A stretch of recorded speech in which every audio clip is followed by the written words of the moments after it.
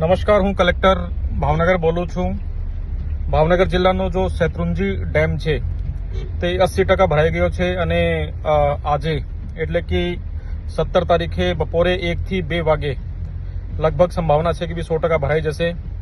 તેથી એના ગેટ ખોલવામાં આવશે લગભગ 1 થી 1.5 વાગે। તો આ શેત્રુંજી ડેમને જે નીચાણવાળા જે ગામો છે એના જે બહાવમાં છે એમાં પાલીતાણાના 5 ગામો છે અને તલાજા તાલુકાના 12 ગામો છે, એટલે ટોટલ 17 ગામો છે।